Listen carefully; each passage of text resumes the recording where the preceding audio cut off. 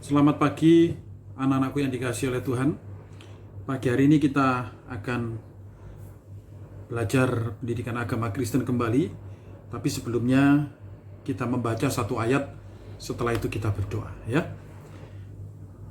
Pak Pendeta akan bacakan Mazmur pasal 1 ayat 1. Berbahagialah orang yang tidak berjalan menurut nasihat orang fasik, yang tidak berdiri di jalan orang berdosa, dan yang tidak duduk dalam kumpulan pencemooh. Tetapi yang kesukaannya ialah Taurat Tuhan, dan yang merenungkan Taurat itu siang dan malam. Mazmur 1 ayat 1 merupakan tips kalau kita ingin berbahagia, maka kita ini harus merenungkan firman Tuhan itu siang dan malam. Artinya apa? Kita melakukan kebenaran-kebenaran firman Tuhan, mentaati firman Tuhan itu dimanapun kita berada. Sehingga kita tidak mengikuti kehidupan orang-orang yang tidak sesuai dengan firman Tuhan. Dalam pergaulan kalian, mungkin hari ini walaupun di rumah, tapi kalian menjaga diri supaya tidak mengikuti nonton film-film atau situs-situs yang tidak benar. Jangan ikuti itu, karena jalan itu adalah jalan yang menuju kesesatan.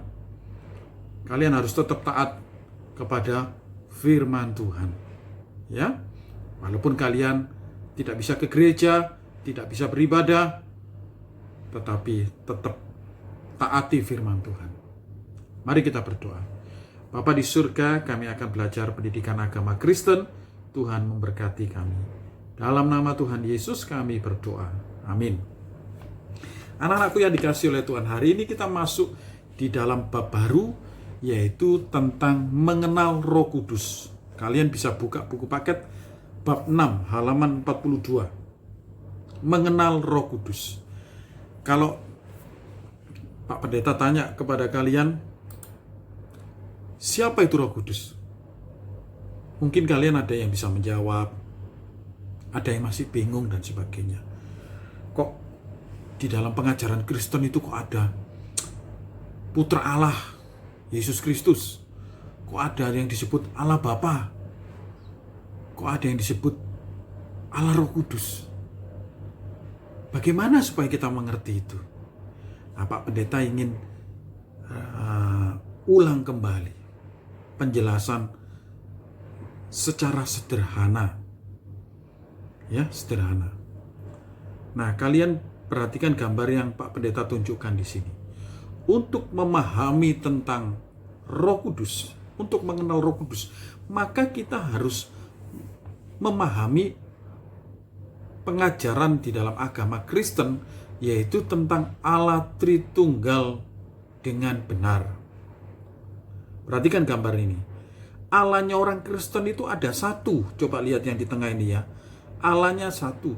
Tetapi Allah yang satu ini mempunyai 3 oknum atau 3 natur, atau yang disebut 3 pribadi, yaitu Allah Bapa, Allah Putra yang disebut Yesus Kristus, dan Allah Roh Kudus. Jadi kalau ditanya Allahnya orang Kristen ada berapa? Ada 1. Tetapi mempunyai 3 pribadi, oknum atau 3 natur. Salah satu naturnya adalah Allah Roh Kudus. Nah, ini penting. Ya, kita akan belajar tentang Allah Roh Kudus. Dari gambar yang Pak Pendeta tunjukkan ini, kalau kita ditanya siapa itu Roh Kudus, maka jawaban yang pertama adalah Roh Kudus itu adalah Allah. Roh Kudus itu bukan kuasanya Allah. Jadi Roh Kudus itu adalah Allah sendiri. Yang kedua, siapa itu Roh Kudus? Roh Kudus adalah pribadi yang terlibat dalam penciptaan dunia. Ini penting. Karena Roh Kudus itu Allah, maka keberadaannya itu sudah ada sejak dahulu. Sejak adanya Allah ya, Roh Kudus itu ada. Maka Roh Kudus ikut menciptakan dunia ini.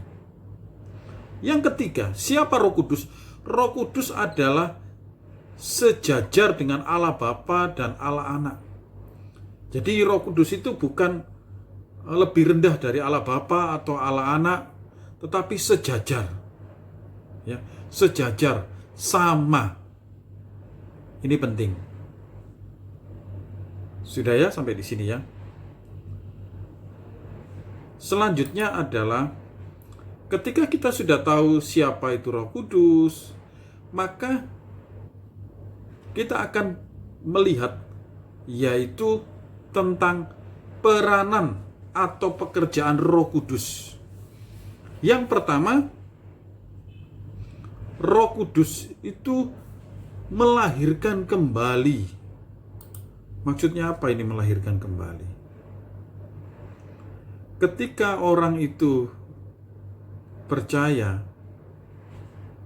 maka Roh Kudus itu hadir dalam kehidupan orang yang mengaku dirinya percaya kepada Yesus. Bahkan di dalam pengajaran iman Kristen, orang bisa percaya itu karena ada gerakan dari Roh Kudus. Anugerah dari Allah yang menggerakkan hatinya untuk mengakui siapa itu Yesus. Yang kedua, Roh Kudus itu diam di dalam hidup manusia. Diam. Jadi Roh Kudus itu selalu hadir dalam hidup manusia. Roh Kudus tidak pernah meninggalkan. Nanti kalian akan lihat di dalam pelajaran selanjutnya, Roh Kudus itu akan menolong, menghibur, dan sebagainya. Nah, di bagian yang ketiga ini juga disebutkan Roh Kudus itu sebagai penolong, penghibur. Ketika manusia mengalami pergumulan, Roh Kudus itu akan menyertai. Peranan Roh Kudus selanjutnya yaitu Roh Kudus itu memimpin dan membimbing hidup kita, mengatur hidup kita, menolong kita. Misalnya saja, suatu ketika kalian diperhadapkan dengan pilihan menemukan uang di kantin. Lalu ketika kalian mengambil uang itu, pasti dalam hati bergejolak. Mau disampaikan ke Bu Guru atau Pak Guru, atau tak ambil aja, tidak ada orang yang tahu. Nah, ini kan pergumulan. Nah, Roh Kudus itu membimbing, menolong kita, memberikan jalan yang benar, memberikan pertimbangan yang benar dalam hidup kita. Nah, ini. Yang selanjutnya, Roh Kudus itu memberi kuasa untuk bersaksi. Jadi memberi kemampuan, keberanian untuk bersaksi. Bersaksi tentang apa? Tentang berita baik, tentang Injil, tentang berkat Tuhan. Bersaksi. Bersaksi itu apa, Pak Pendeta? Bersaksi itu menceritakan pengalaman hidupmu kepada orang lain, ya. Kemudian Roh Kudus itu memberi karunia rohani untuk melayani. Karunia rohani, mungkin ada yang punya karunia menyanyi, menari, memainkan musik, memberikan karunia-karunia itu. Ya toh? Ini yang harus kita sadari dan kita pahami dengan baik.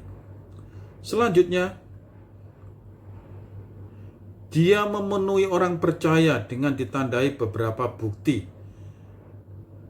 Memenuhi orang percaya. Roh Kudus itu memenuhi orang percaya.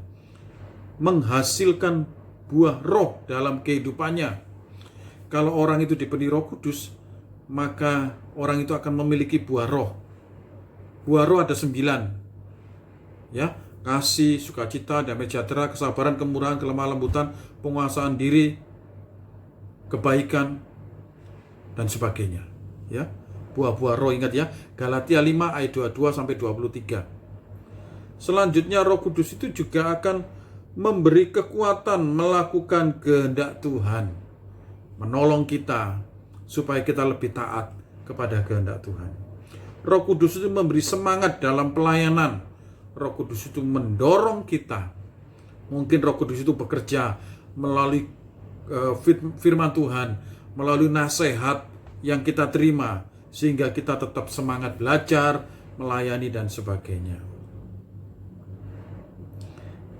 Nah, adik-adikku yang dikasihi Tuhan, Pak Pendeta ingin singgung yang di dalam bab 6 ini soal yang harus dijawab, yaitu tentang arti dipenuhi oleh Roh Kudus. Arti dipenuhi Roh Kudus, kalian bisa baca ya. Kata dipenuhi di sini mengandung makna dikuasai atau dikendalikan. Artinya, ketika mereka dipenuhi oleh Roh Kudus, mereka itu dikuasai atau dikendalikan oleh Roh Kudus untuk menyampaikan kabar baik.